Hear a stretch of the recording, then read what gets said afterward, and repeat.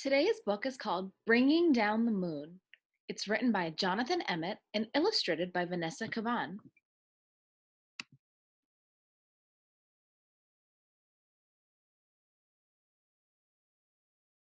Hot diggity! Exclaimed Mole as he burrowed out of the ground one night.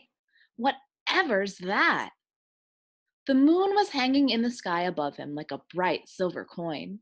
Mole thought that it was the most beautiful thing that he had ever seen. Whatever it is, I must have it, Mole said to himself. I know.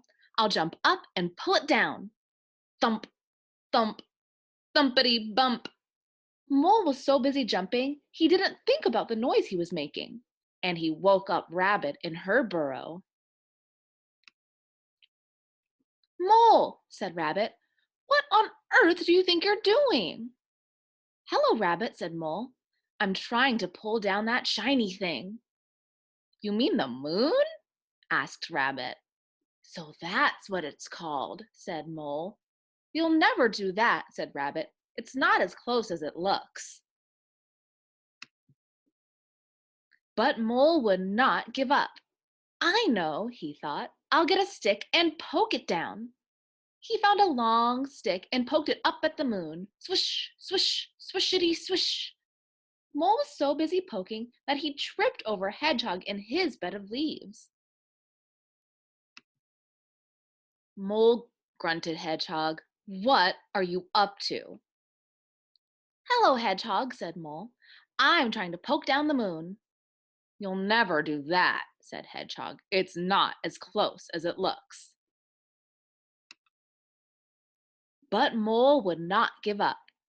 I know, he thought. I'll throw something at it and knock it down.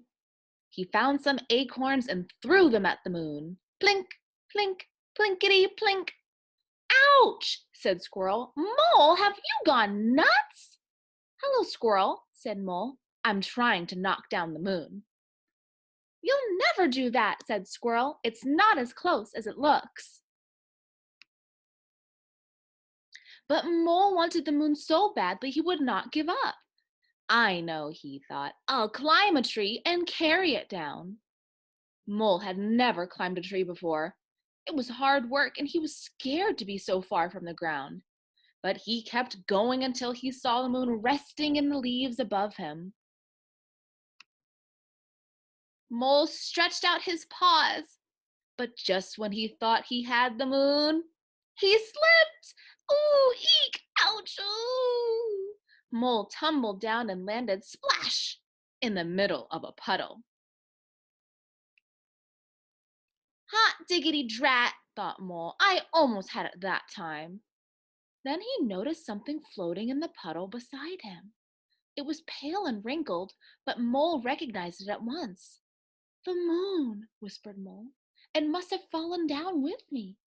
He reached up to pick out the moon, but as soon as he touched it, it broke into pieces and vanished. Mole sat in the puddle and cried. Rabbit, Hedgehog, and Squirrel came running up. Are you all right, Mole? Asked Rabbit. I'm all right, sobbed Mole, but the moon isn't. I pulled it down and then I broke it. And it was so beautiful. And now I'll never see it again. Oh, Mole, said Rabbit, you couldn't have pulled down the moon. And you couldn't have broken it, said Hedgehog. And you'll certainly see it again, said Squirrel. Look!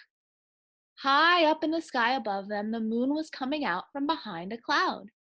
Oh, whispered Mole, and it's just as beautiful as ever. Mole, Rabbit, Hedgehog, and Squirrel stood and stared up at the moon together. It's beautiful, said Rabbit. Very beautiful, said Hedgehog.